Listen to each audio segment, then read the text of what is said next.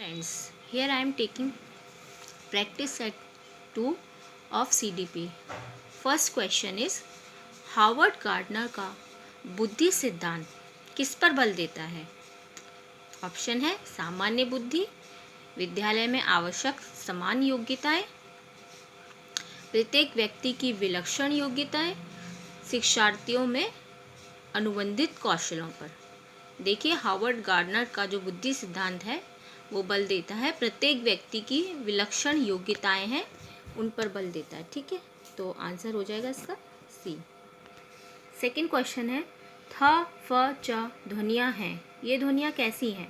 रूपिम है, लेखिम है, शब्दिम या स्वनिम? तो ये ध्वनियाँ हैं स्वनिम। स्वनिम क्या होता है? ध्वनि की सबसे छोटी इकाई स्वनिम कहलाती है और रूपिम शब्दों की सबसे छोटी इकाई होती है। ठीक है, नेक्स्ट क्वेश्चन है सतत और व्यापक मूल्यांकन बल देता है, किस पे बल देता है? सीखने को सुनिश्चित करने के लिए आवश्यक स्केल पर निरंतर परीक्षण, सीखने को किस प्रकार अवलोकित, रिकॉर्ड और सुधारा जाए, शिक्षण के साथ परीक्षाओं का सामंजस्य, नेक्स्ट बोर्ड परीक्षाओं की अनावश्यकता पर। देखिए, इसका हो जाएगा ऑप्शन सतत और व्यापक जो मूल्यांकन होता है, जो कंटिन्यूअस हम लोग बच्चों का वो करते हैं अवलोकन, उसमें हम क्या करते हैं, अब उनको रिकॉर्ड बनाते हैं, उनका जो रिपोर्ट कार्ड होता है महीने मतलब हर महीने जो आपके टेस्ट होते हैं बच्चों के, उसका रिकॉर्ड बनाते हैं और उनमें कैसे सुधार किया जाए। ठीक है, तो ये प्रोसेस चलती रहती है उसका, वो बल देता है। इसका आंसर है बी, सीखने को किस प्रकार अवलोकित, रिकॉर्ड और सुधारा जाए, मतलब कैसे है ना लर्निंग प्रोसेस को बेहतर किया जाए। तो ये इसका आंसर हो जाएगा आपका बी। गतिक कौशलों में अधिगम निर्योग्यता कहलाती है। ये क्वेश्चन आपका यूटेट 2018 में आया हुआ है। ठीक है, ये है डिस्प्रैक्सिया, डिस्कैल्कुलिया, डिसलेक्सिया और डिस्फेजिया। देखिए, डिस्प्रैक्सिया क्या है? ये है आपका जो आपके हाथ पैरों से रिलेटेड जो प्रॉब्लम होती है बच्चों में, वो किसके अंतर्गत आती है? गतिक कौशलों में, मतलब उसको अपने हाथ पैरों को मूवमेंट करने में प्रॉब्लम होती है। तो ये इसका आंसर हो जाएगा डिस्प्रैक्सिया। नेक्स्ट क्वेश्चन इज किस विद्वान के अनुसार प्रेरकों का वर्गीकरण जन्मजात व अर्जित है? ऐसा किस विद्वान ने कहा है? ठीक है, जो प्रेरक होते हैं वो जन्मजात और अर्जित होते हैं। ठीक है, तो वो है हमारे मैस्लो। सार्थक अधिगम की प्रक्रिया विकास की किस अवस्था में आरंभ होती है? मतलब अधिगम स्टार्ट हो जाता है। ठीक है, प्रारंभ कहाँ से हो जाता है? किशोरावस्था, वयस्कावस्था, शैशवावस्था, बाल्यावस्था। देखो, पहली जो अवस्था होती है उसी से हमारा अधिगम लर्निंग स्टार्ट हो जाती है। ठीक है, शैशवावस्था। विकास कभी ना समाप्त होने वाली प्रक्रिया है, ये विचार किससे संबंधित है? देखिए, ये क्वेश्चन सीटेट 2011 में आया हुआ है। ठीक है, अंतः संबंध का सिद्धांत, निरंतरता का सिद्धांत, एकीकरण का सिद्धांत, अंतःक्रिया का सिद्धांत। देखिए, तो इसका आंसर हो जाएगा निरंतरता का सिद्धांत, क्योंकि विकास मतलब चलता ही रहता है, कभी रुकता नहीं है आपका। ठीक है, तो इसमें निरंतर यानी ग्रेजुअल प्रोसेस है ये हमारी। मानव विकास कुछ विशेष सिद्धांतों पर आधारित है, निम्न में से कौन सा मानव विकास का सिद्धांत नहीं है? मानव विकास के सिद्धांत बताए गए हैं, उनमें से आपको बताना है कि कौन सा नहीं है। अनुक्रमिकता का सिद्धांत, सामान्य से विशिष्ट का सिद्धांत, निरंतरता का सिद्धांत, प्रतिवर्ती सिद्धांत। तो देखिए, अनुक्रमिकता, सामान्य से विशिष्ट और निरंतरता का सिद्धांत, ये तीनों बताए गए हैं, जबकि प्रतिवर्ती का सिद्धांत नहीं बताया गया है। मानव बुद्धि एवं विकास की समझ शिक्षक को योग्य बनाती है। मानव बुद्धि और विकास की समझ शिक्षक को किसके योग्य बनाती है?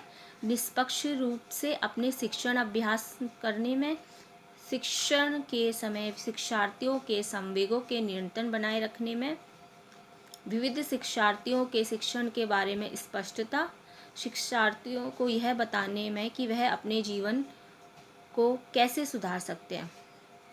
तो देखिए, उसमें शिक्षण के समय शिक्षार्थियों के संवेगों के नियंत्रण बनाए रखने में, विविध शिक्षार्थियों के शिक्षण के बारे में स्पष्टता, क्योंकि आपके है ना जो क्लास में है ना बहुत टाइप्स के शिक्षार्थी आते हैं, मतलब हर टाइप का शिक्षार्थी मिलता है। तो क्या होता है कि मानव बुद्धि एवं विकास की समझ शिक्षक को किस में योग्य बनाती है, विविध प्रकार के जो शिक्षार्थी होते हैं उनको कैसे शिक्षण दिया जाए अलग अलग टाइप्स और मेथड के द्वारा, उसकी स्पष्टता बताती है। ठीक है, बाल विकास का वह कौन सा सिद्धांत है कि एक बालक पहले पूरे हाथ को, फिर उंगलियों को और फिर हाथ और उंगलियों को एक साथ चलाना सीखता है।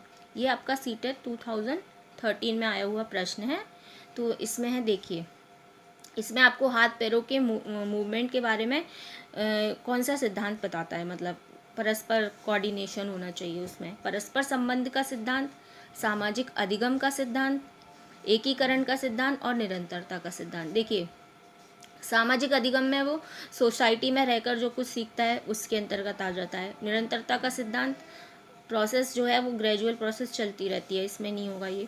एकीकरण का सिद्धांत भी नहीं है इसमें। परस्पर संबंध का, उसके हाथ पैरों मतलब क्या वो बोल रहा है, क्या मतलब उसके बॉडी में जो बॉडी पार्ट्स में जो कोऑर्डिनेशन होता है वो किस में आ जाता है, आपका परस्पर संबंध का सिद्धांत।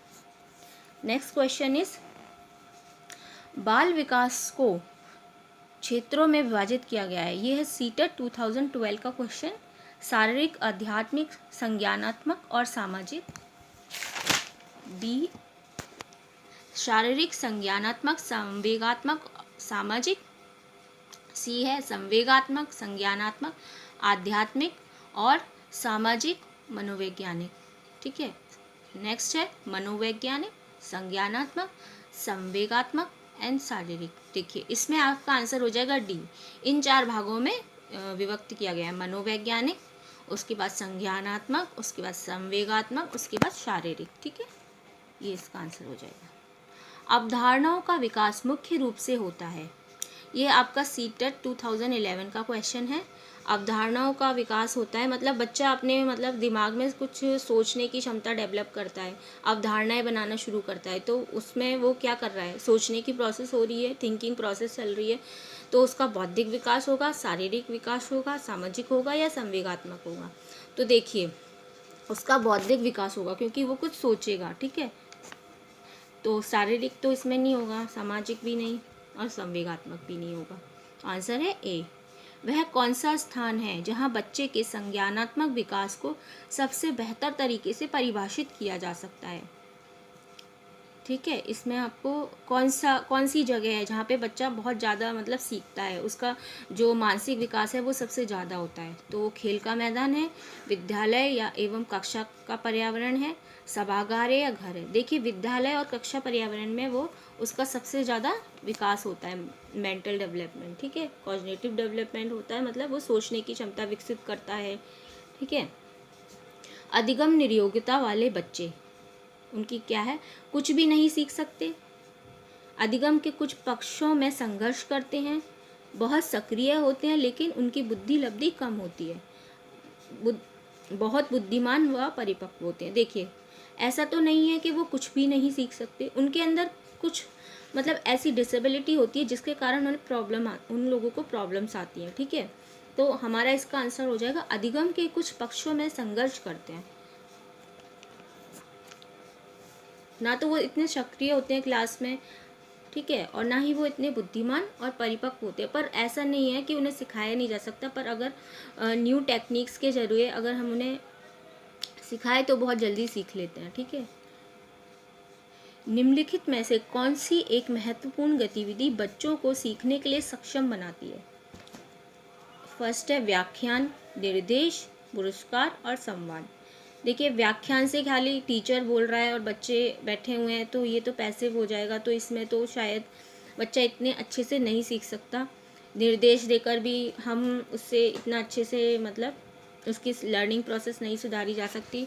और पुरस्कार काम करता है पर जब बच्चा पहले हमें उसे सिखाना है उसके बाद ही वो वर्क करेगा। तो इसका आंसर हो जाएगा संवाद। ठीक है, क्योंकि अगर हम जितना ज़्यादा बच्चे से कम्युनिकेशन करेंगे उतना ज़्यादा बच्चा सीखेगा, उसकी लर्निंग प्रोसेस अच्छी होगी। तो ये थे आज के प्रैक्टिस सेट के कुछ प्रश्न। नेक्स्ट वीडियो में मैं आपके लिए और इम्पॉर्टेंट क्वेश्चन लेकर आऊँगी। If you like my video, please subscribe my channel.